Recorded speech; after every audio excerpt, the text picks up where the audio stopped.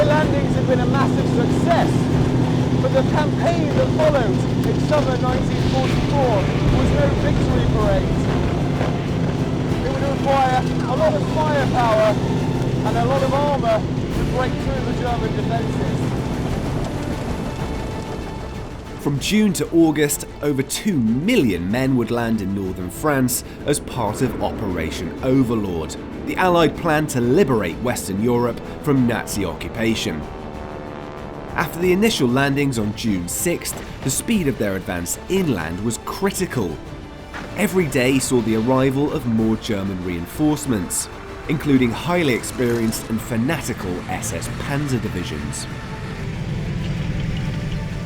Either the Allies would achieve a decisive breakout in Normandy, or they would be pushed back into the sea.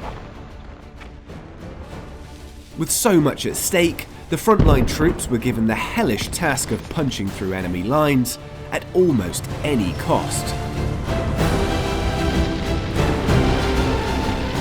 In this episode, I've joined Armour and Embarkation 2024, where 100 genuine World War II vehicles have gathered to recreate a small part of that Allied invasion force, to find out what it would have been like to serve during that fateful summer in 1944. Using a range of historical sources and a little hands-on experience, we'll try to piece together what the Normandy campaign looked like from the perspective of the ordinary soldiers. I'll discover what it was like to serve in the infantry. Not a ballistic helmet, don't stick your head up. It will not stop a bullet. What life was like for an Allied tank crew. You'd have to escape using one of these very small hatches. And just how likely it was that you'd make it out alive.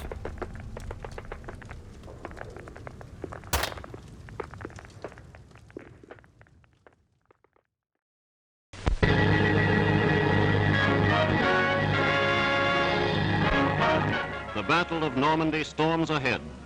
American forces have cut a wide... As the Battle of Normandy got underway, the net was beginning to close on Adolf Hitler's Nazi empire. Endless beyond anything in the history of warfare.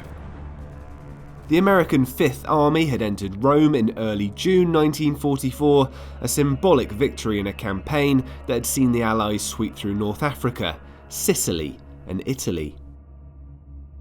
Later that month, Stalin's Soviet Union launched Operation Bagration, a colossal offensive that would see the Red Army overwhelm the Germans on the Eastern Front and begin their own charge towards Berlin. But despite these significant distractions for the Wehrmacht, it's a myth that the Allies were facing the dregs of the German army in Normandy. In fact, the American, British and Canadian armies would be coming up against some of the most formidable armoured divisions, using sophisticated weapons, often sadistic tactics, and a new breed of tank that appeared almost indestructible. The capture of the beaches was a huge leap forward, but further progress was painfully slow. Caen was a key objective for the Allies on the day of the landings, but it would take 6 weeks of brutal fighting to finally liberate the city.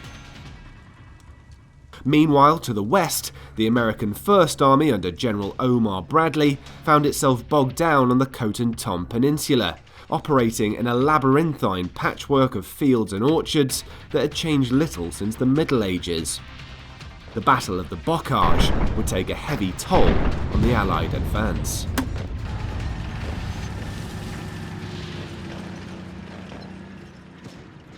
Thank you to World of Warships Legends for sponsoring this video. If you think you could cut it as a World War II naval commander, you need to play this game. Get ready to take charge of more than 400 ships from 11 nations, recreated in incredible detail, and test yourself against a massive player base on one of the historical maps. Survival here is all about strategy, so think about whether you want overwhelming firepower, speed, or versatility when choosing your vessel. You can even use aircraft carriers to take out your opponents from long range. There's also some big news for Trekkies, because until August the 4th, World of Warships Legends is teaming up with the Star Trek universe. Right now you'll find iconic commanders, famous ships, unique skins, flags and patches from the Star Trek world. Log into the game to unlock a unique Star Trek port and find out if Star Trek commanders like Jean-Luc Picard would sink or swim in a historic sea battle. Players can unlock all the bonuses on screen, and if you're brand new to the game, there's a welcome pack featuring all these rewards to get you off to a winning start. World of Warships Legends is available on all consoles, so when you've finished watching this episode, you can dive straight into your first battle at home using the link in the description below. Happy hunting!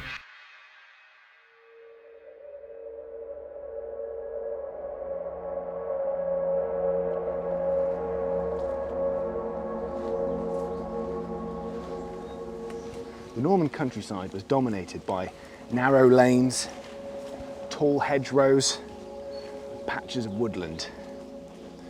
It was something the Allies had done next to no training for, and it was a nightmare for moving heavy vehicles.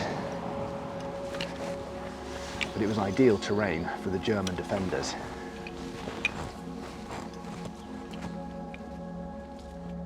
Even the Allied units that did have significant battle experience, like the men of the US 2nd Armoured Division, were underprepared for fighting in a landscape that was so far removed from the wide open North African desert. The Germans, on the other hand, had used 4 years of occupation to study the terrain and turn it to their advantage, describing the campaign as a dirty bush war. One of their favourite tactics was to dig machine gun nests into the raised beds of the hedgerows to ambush approaching troops. Behind this first line of defence would be waiting infantry, with an 88mm flak gun well camouflaged on higher ground to target Allied vehicles. It was a repeatable strategy that allowed small German units to make every new village and farmstead a significant obstacle. The hedges are thick and green and all brambly. You can't see through them. It's like trying to look through a mask. Under every hedge is a German slit trench, 1, 3 or 5 of them, dug right into the roots of the hedges. They're waiting behind them in every field with mortars, machine guns, rifles and machine pistols.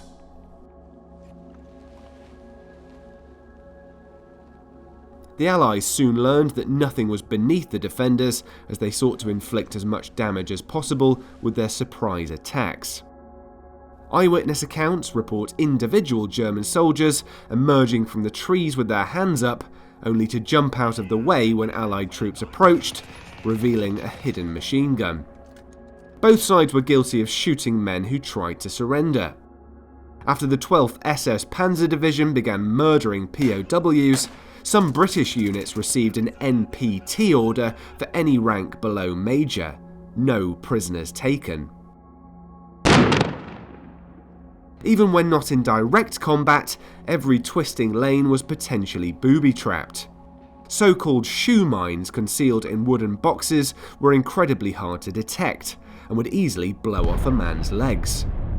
They were often placed in shell craters, ready to explode on a soldier who dived in for cover.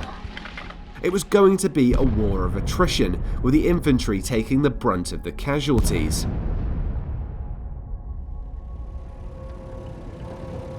I was heading back to camp to find out what an ordinary American GI would carry into battle.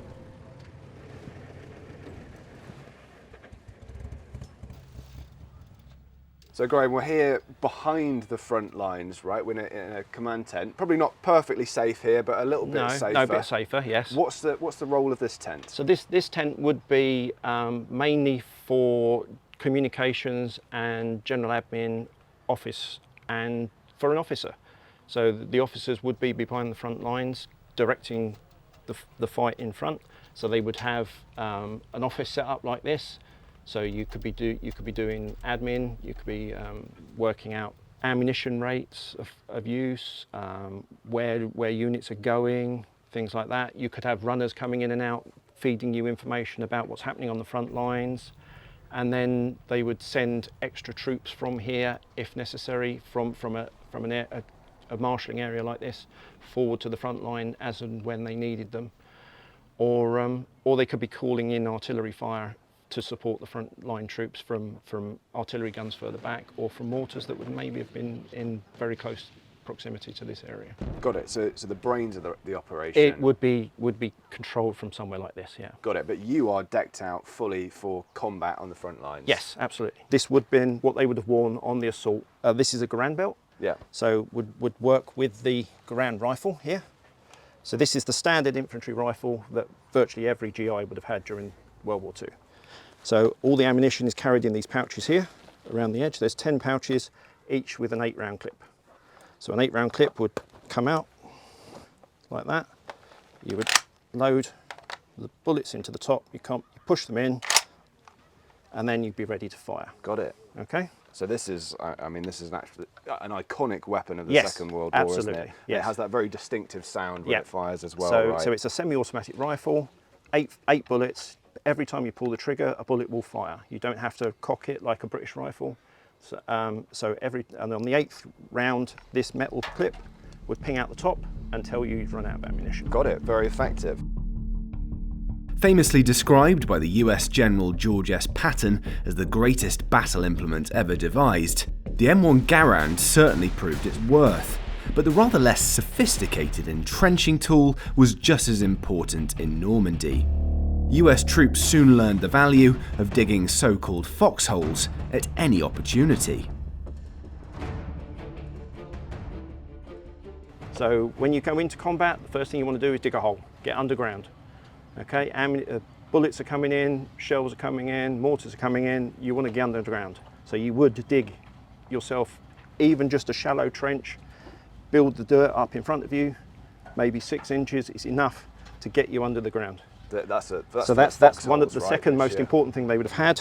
So you would have had a water bottle on your back, which is also got a cup in it as well. So water is obviously most important.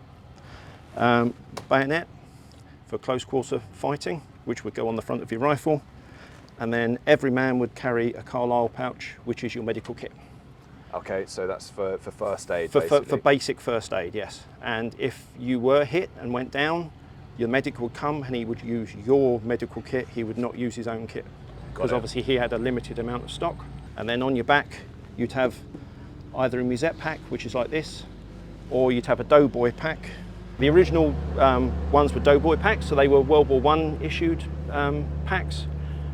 They're quite difficult to use because you have to unpack it all to get anything out, and then you have to repack it. It wasn't really practical, so they went to these much easier musette packs. So it doesn't look like you are too heavily laden. No. Does it feel like you are in there? There's a lot of weight once you've got ammunition and everything else. It's fairly heavy. You know, these guys were fit. They're fit. They're healthy. They didn't have really bad diets.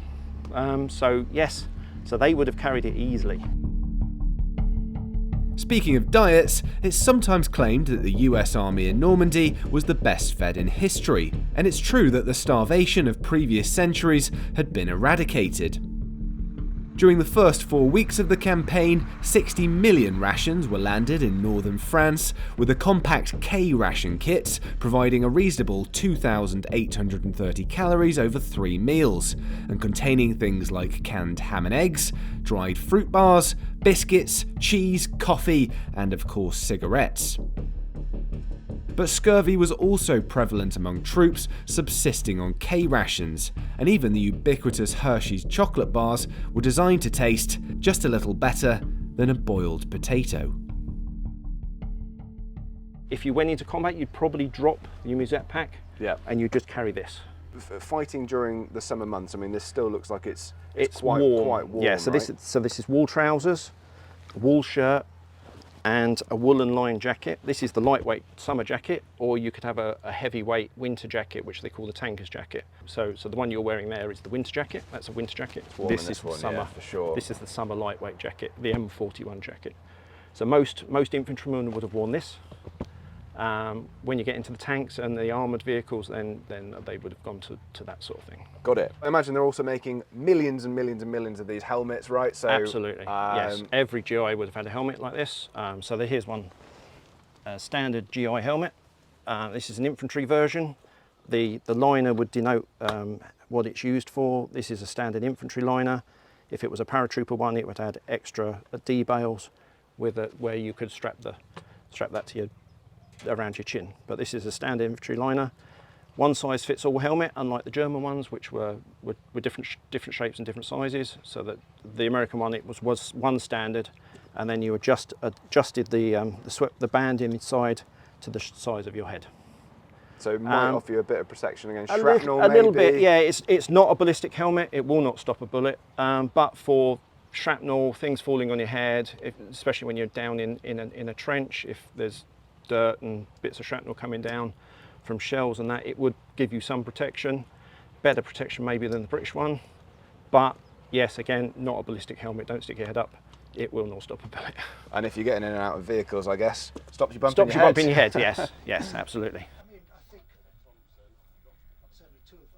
And so we mentioned the Garand, which is the standard infantry The standard weapon. infantry weapon, yes. But so there are other weapons that would have been quite common on the Norman Yes, battlefield, yes. right? So is this the M1 carbine So this here? is the M1 carbine, much lighter than the Garand, used mainly by specialist troops.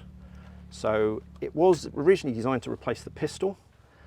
So people like drivers would have these. People that had other things to do, a radio operator carrying a heavy radio, he can't be carrying this as well, so he would be issued one of these. Got it. So this is It's much lighter. it's much lighter. Yeah, much smaller round goes in it, so not anywhere near as potent as these. So this one shot and it will knock you down. These maybe 2 or 3, much shorter range, 200 yards maybe. Okay. This probably up to about 600 yards. Roughly 6 million M1 carbines were produced during the war. Surprisingly, that's around 500,000 more than the M1 Garand. Such were the numbers of specialist and non-combat troops serving in the US military. We'll be looking at their roles in the next episode. And then moving on to So once you get into armoured fighting vehicles, space is at a premium. yeah. Okay, so then we go to the grease gun. Very, very basic machine gun, based on this, like the British Sten gun, pressed steel, very, very basic to work. Don't fire, now you fire, that's it. That's your safety. Won't fire, now it will fire. Okay. Okay, that is it. 20 round magazine, much easier to get in and out of a tank access hatch with one of these. So if you had to bail out of a tank and you needed something to protect yourself, then this is what they would have used. Got it. So something like this. The It's the American comparative Sten weapon gun. would be the German MP40. And MP40, yes. And so Yeah. does this one come in quite late in the war Yes, as well? it does, yes. So before that, you had the Thompson machine gun. So this is your stereotypical gangster Thompson machine gun, M1928. So designed way before the war, so the 1920s. 20 or 30 round magazine you could have, high rate of fire, very heavy, very expensive to make. About $125 each to make these back in 1940. $1.25 to make that. Wow, okay. Right, So so- how do they decide who's carrying the Thompson? Thompsons generally were issued to sergeants and above. Okay. The regular troops would not have had Thompsons, so it was a sergeant or an officer would have normally carried Thompsons. Regular troops would have rifles. And I'm guessing a weapon like this, it's not for engaging at long range. No, This is no, for no. Clearing This is bunkers. yeah, and- clearing and- bunkers, house-to-house fighting. Long guns in a building are very, very difficult to operate. So perhaps in the close quarters Close of quarter, the yeah. Normandy Bocage, Yeah, this yeah. would be quite useful. It would be quite useful, yes. Yeah. And is it true that the Americans used something called marching fire to engage targets, where they were almost firing at anything that looked remotely suspicious Yes. before they reached an Yes. area? So the American doctrine was lay as much laid down as you can, keep their heads down as you move forward. All right. They had an abundance of ammunition, very unlike the British that didn't. So they just literally just fired. Just keep firing, keep firing, keep firing. Eventually you're going to hit something. So you imagine the poor livestock in Normandy. Yeah, anything that oh moves yes, is anything getting, that moved is mowed going down. Yes, absolutely. Although we didn't have it in the tent, US infantry were also trained to use the cumbersome but hard-hitting Browning automatic rifle, with one usually assigned to each 8-man squad. It could be fired from a bipod, from the shoulder or hip, and was used in every major theatre of World War II.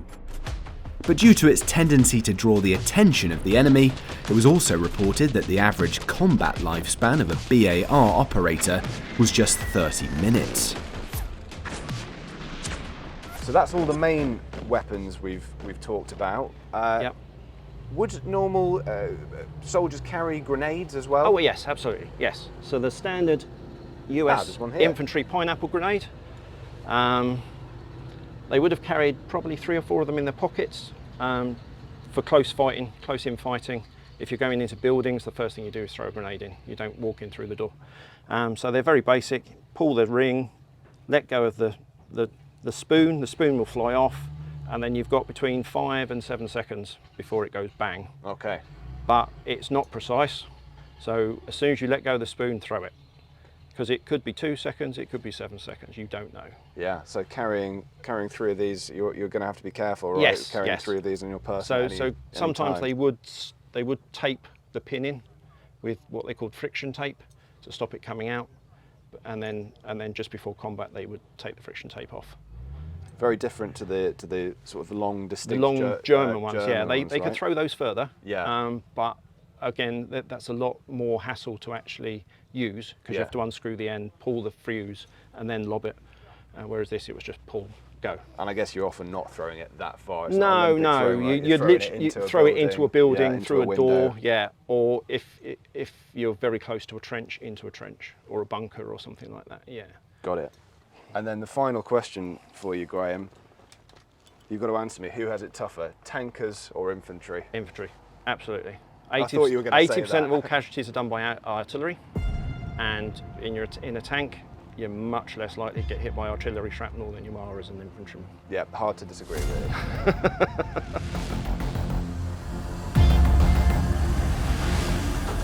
Infantry, of course, despite all their versatility, could not be expected to take dug-in German positions alone. The Allies relied heavily on their long-range artillery to pound the enemy defences, employing a creeping barrage to create a zone of destruction several hundred metres in front of their advance. The big guns of the Royal Navy warships also provided a huge advantage as they fought to expand their beachhead in the first weeks of June. But as the battle wore on, it was Allied air power that made the biggest difference, with a taxi rank of new fighter bombers waiting to be guided onto a target.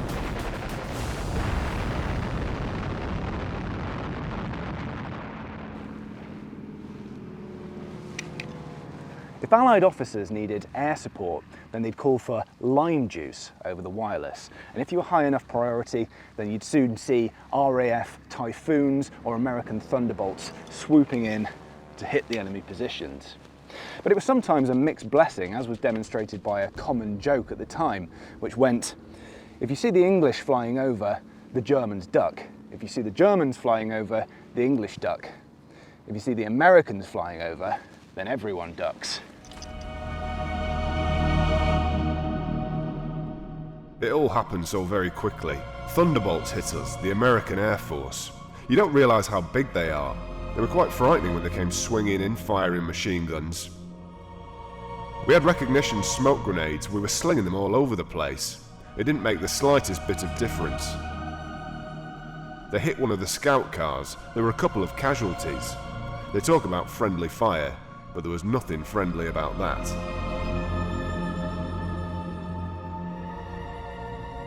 Even though few Allied units totally escaped aerial raids, the troops were grateful that the Luftwaffe was not the potent force of several years earlier.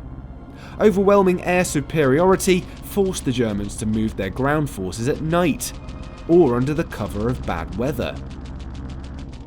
But for those on the front lines, facing small but determined German units in every defensible farmstead, it was still hard to shake the perception that the enemy simply had better weapons, at least pound for pound. Indeed, high-ranking British and American commanders attempted to stamp out such talk, telling recruits, for example, that the reputation of the feared German MG-42 was much worse than its bite. Such was the effect that these views had on morale. The last time we lobbed a grenade, we both leaned forward rather instinctively. As if by signal, when the grenade exploded, so did a burst of machine gun fire from the German hedgerow. If you've ever smelled tracers about 1.5 inches below your nose, you'll never forget the smell and the experience. Both Dean and I slouched down lower than we'd ever been in that foxhole. On top of this, the defenders almost always had the luxury of firing first, as Allied soldiers happened upon the next well-laid ambush.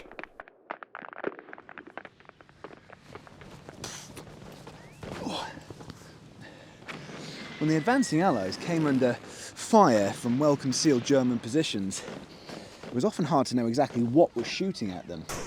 German anti-tank ammunition was largely flashless, so there was no plume of smoke to give them away. But other weapons were feared because of their distinctive and sinister sound, like the infamous moaning Mini. The 6-barreled Nabalwerfer launcher could send 6 screaming rockets towards a target over 4 miles away. Numerous eyewitness accounts describe these whistling missiles falling on Allied camps at night. It was not a sound you'd want to be woken by. But while the psychological impact of the moaning Mini was immense, it was simple and largely inaccurate mortar fire that did the most damage, causing a staggering 75% of British casualties. You'd have some protection against these kind of weapons in an armoured vehicle, but there were still plenty of reasons to be nervous.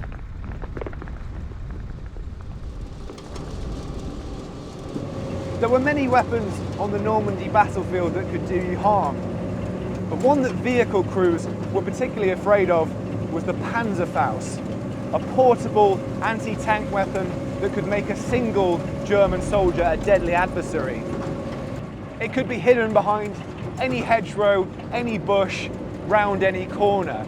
The Allies had first come across it in May 1944 in Italy, and it convinced them to keep infantry along with their armoured vehicles whenever possible. For the most part, the Allies would rely on these to steamroll the German defences. The Sherman tank had transformed the North Africa campaign when it burst onto the scene in 1942, with a 75mm gun powerful enough to pierce all German armour so far encountered.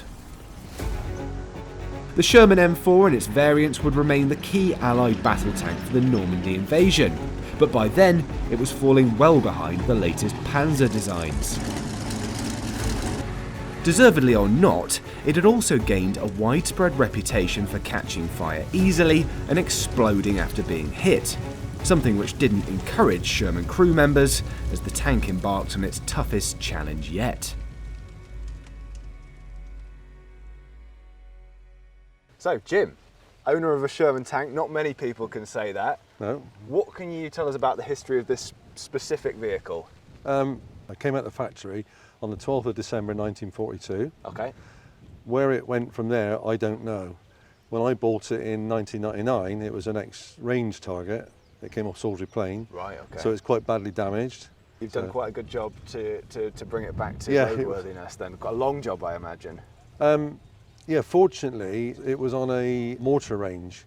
So it didn't have any, it only had one direct hit through the side at the back, on the back corner. And you're dressed as a British tanker at the moment. Yeah, because this marked up as Sherwood Rangers. Got it. It's an American-made tank, but the British, by their sort of North Africa campaign, were using them, right? Yeah, Lots of British were using the Sherman Yeah, tanks. yeah. They went into North Africa, and then obviously into Normandy. And I say it'd been lovely to have found the original T number, to find its history, because I'd love to know where it served, you know. Yeah. But it might not even served at all. It might have just come over here then used for training. Yeah. It could have been on one of the camps just to train, you know, drivers and the crew, you know.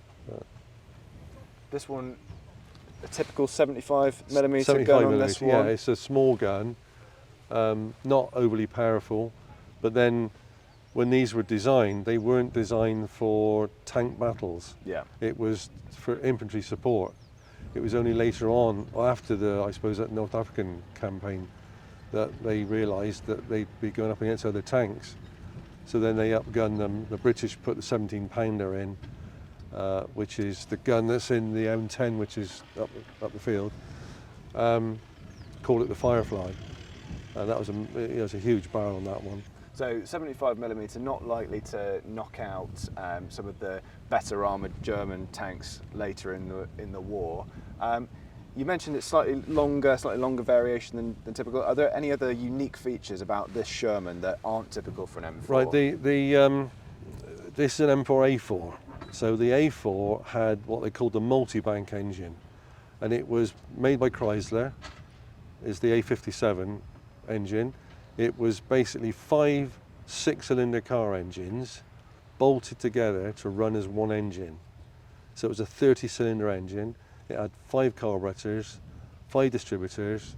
The very early ones had 5 water pumps. They went to 1 on the later ones. Very powerful, very reliable, but really hard to work on. They had to remove the engine to service it. Nice little features on the Shermans, right? Like these handles here for loading them onto ships that's and that kind of thing. Lifting, when they crane them on and off ships, there's 4 of them. There's 2 on the back, 2 on the front. This is the things you strap them down with, the eyes on the front, and also tow it with if you were broken down. And they could customise the Shermans, right, to essentially a bit of a bodge job, but to add things to the front to help them, things that would clear mines and flails and that kind of stuff. Yeah. When they went into Normandy, once they'd gone inland, they went into the bocage area, which was very small fields with big tall hedgerows. And the problem was when they went over the hedgerows were built up, the banks. When they went over them, before the tank came down, the soft underside of the tank, which is very thin, they were being shot through there and being destroyed. So the chap called Cullen, he designed this like a plough to go on the front out of beech the beech hedgehogs that were, those metal frame things. They used to put them on the front, weld them on the front, and it would then plough through the bottom of the hedgerow, so they could come out and they could come out firing with a gun up in the air. They can't fire anybody. That's smart, isn't it? Because yeah, guys with a Panzerfaust or something like that could be waiting around every hedgerow. Could take it easily, yeah.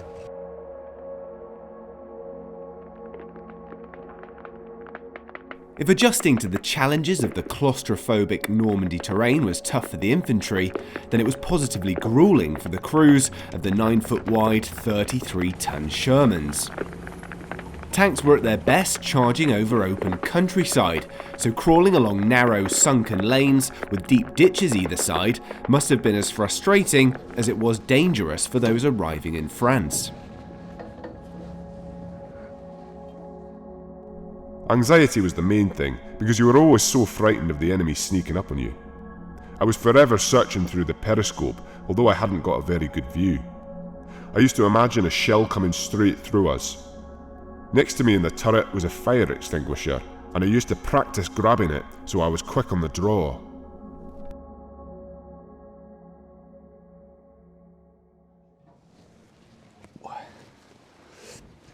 Now, if you were an Allied tank commander, then even in battle, you'd be tempted to lean your head out of this turret for a better view of your surroundings, because visibility inside there was so poor. This not only made you vulnerable to exploding shrapnel, but also to German snipers, and that's why tank commanders made up such a high proportion of crew losses. The crew also included a gunner, loader, driver and co-driver, and these 5 men would soon have to get used to the cramped conditions of life in a tank. All personal belongings, food, water, bedding, cooking materials and ammunition were kept in, or at least on, the vehicle, and soldiers would do their best to keep their home away from home as clean and tidy as possible. The deafening noise of the engines meant they talked to each other over the wireless intercom while on the move. And unsurprisingly, the formalities of military hierarchy were soon dropped between crew members.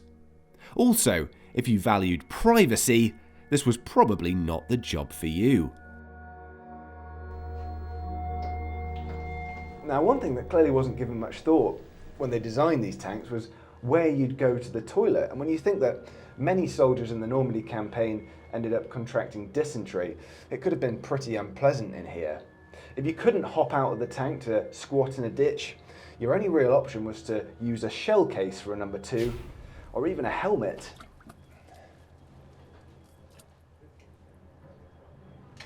Louis, you cheeky beggar, that's mine! As well as the complaints about Normandy's stomach, tank crews were especially prone to exhaustion. After long, nerve-shredding days on the front line, there was little rest when they were withdrawn to a so-called harbour. They were expected to carry out routine maintenance on the vehicles, refuel and restock ammunition. Even worse, if gaps had been opened up in the enemy defences, it was the job of tanks to exploit the opportunity by making nighttime advances, often guided through the hostile bocage terrain by the lit cigarette of a tank commander in front. Benzodrine tablets might keep the troops alert for a while longer, but when the chance came for a few hours shut-eye, you'd need to grab it. Now, unless you absolutely had to, you probably wouldn't choose to sleep inside the tank. You could set up a lean-to bivouac tent. That would offer you some protection against the elements, but no protection against shelling, of course. So what most crews did was dig a shallow trench big enough for them to lie in and then drive the tank over the top of it. It was better protection, but of course it wasn't entirely risk-free. A 30-ton tank could easily sink in soft ground. Come on guys, time to wake up.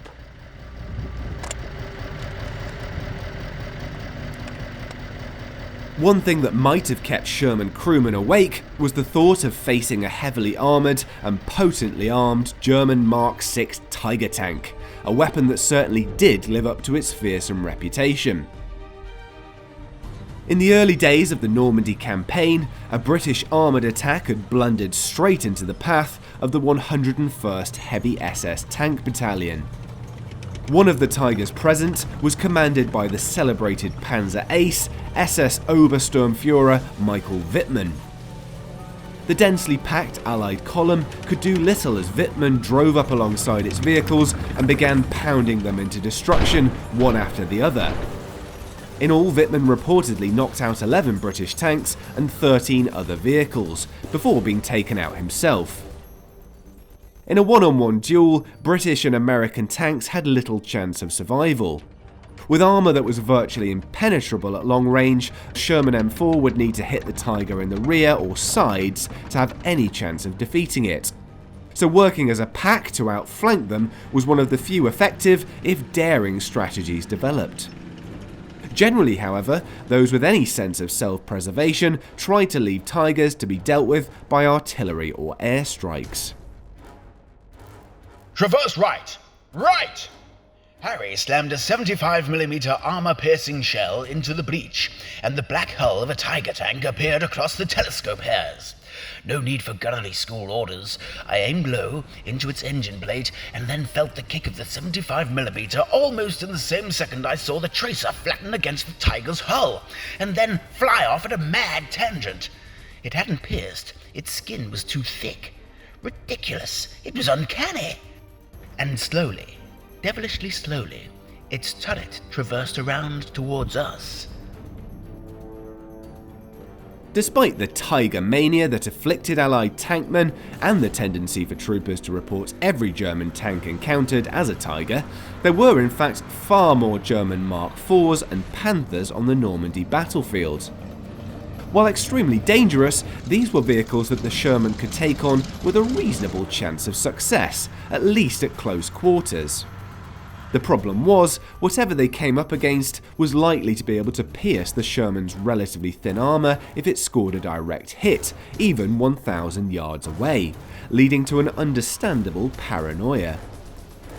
Fully aware of their tank's weaknesses, the common practice of welding track links or piling sandbags onto the front of their Shermans is a window into the Allied tankman's psychology, even though these methods did almost nothing to increase their protection and were more likely to slow them down in action. Being trapped inside a burning tank was the greatest fear for all crews, and despite dubious evidence for nicknames like Tommy Cooker or Ronson being used during the war to mock the Sherman's particular flammability, it's beyond doubt that the men inside the Sherman felt especially vulnerable. As I was about to discover, they weren't exactly easy to get out of in a hurry. Now, if your tank was hit by an armour-piercing shell, the first thing you'd know about it would be a resounding clang and a shower of sparks. Now, German 88mm AP shells had what was called a burster charge inside them. So at the point of impact, that would explode the projectile and shrapnel would go fizzing around the inside of the vehicle. Now, assuming you survived that and the shockwave that came with it, you and the crew would have only moments to escape, to bail out before the tank potentially brewed up or went up in flames. And that was because of the large amount of ammunition that was kept in here. Now, depending on your position in the tank, you'd have to escape using one of these very small hatches.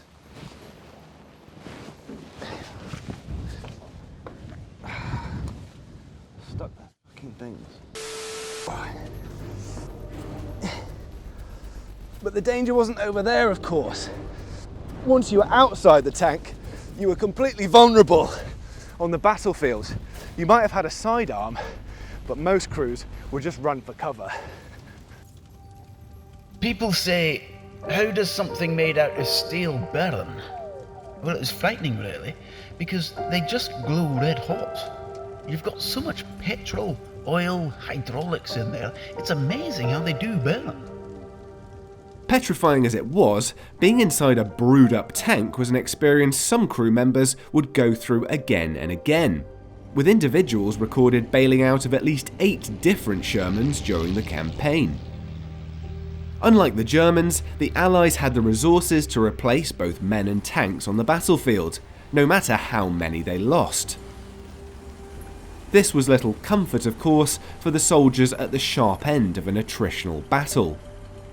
During Operation Goodwood, an armoured thrust out of the British-Canadian sector in mid-July, as many as 500 Allied tanks were knocked out as they were hurled towards strong German defences without adequate infantry support. It was a chastening defeat, but in the end, Allied commanders were able to justify the sacrifice. By pinning down the best German divisions around Caen, the Goodwood offensive gave General Bradley the chance to launch his own massive attack, codenamed Operation Cobra. Preceded by a gargantuan carpet-bombing raid, deadly to the Germans as well as almost 1,000 advanced Allied troops, the Americans used tanks, half-tracks and infantry to finally force an opening.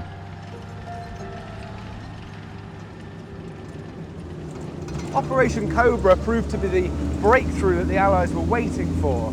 Once they were through the crust of the German defences, the Allied armour pushed forward at full speed, like the cavalry of previous conflicts, trying to capture as much ground as possible and not allow the retreating Germans to regroup. After being trapped in the bocage for weeks, it must have been an exhilarating moment.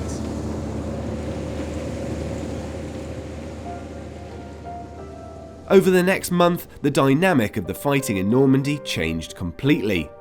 With the flank of the German army turned, the race was on to cut off its retreat. Rather than allowing his forces to withdraw, Hitler ordered them into a doomed offensive towards the coast.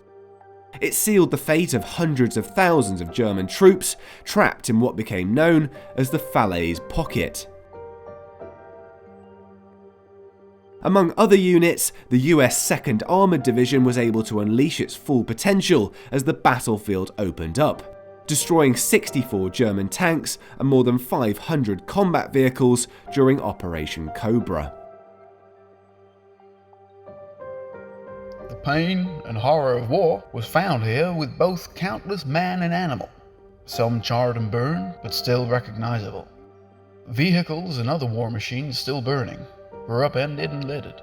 Panzer tanks, once powerful, lethal weapons of war, were reduced to smoking hulls, some with the fire-wasted bodies of once proud and majestic German youth draped in death across the outside. In my 335 days of combat service in Europe, these recollected scenes in Falaise were among the most horrid and appalling. Around 50,000 Germans had been killed and another 200,000 taken prisoner. But roughly the same number were also able to slip out of the flimsy encirclement, a lost opportunity for the Allies as they sought to bring the war to an end quickly. Nevertheless, before the end of August, a Franco-American force had landed on the southern French coast and was pushing north, finally leading to a full German retreat across the River Seine. Paris was also liberated, bringing with it scenes of celebration that would be among the most enduring images of the war. The Normandy campaign was over, and many German generals could see that the writing was on the wall for the Third Reich, even if their Führer couldn't.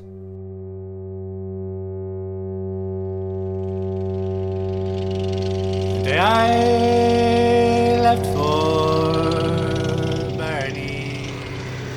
Your chances of survival in the Normandy campaign was, unsurprisingly, something that preoccupied the soldiers who served in it.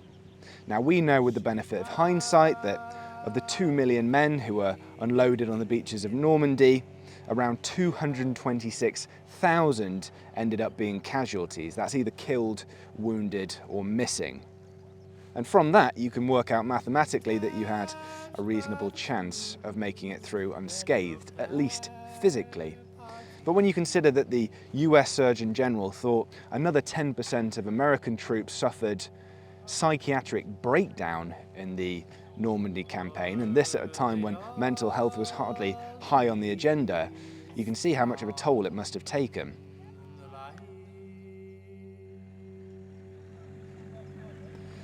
The conditions of the bocage, the close quarters fighting, the powerful weapons you were facing, and the sadistic tactics used by the enemy.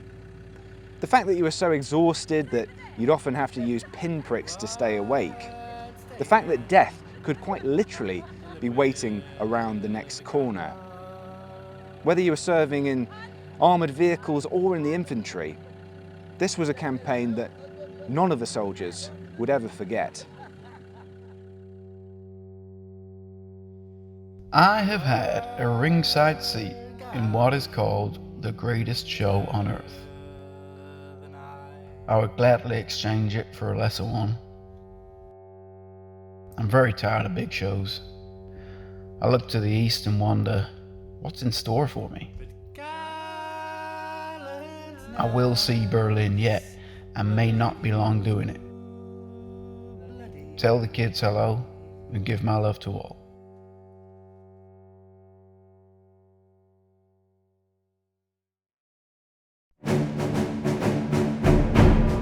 Thank you to the organisers of Armour and Embarkation 2024 for making this video possible, as well as the owners of these fantastic World War II vehicles.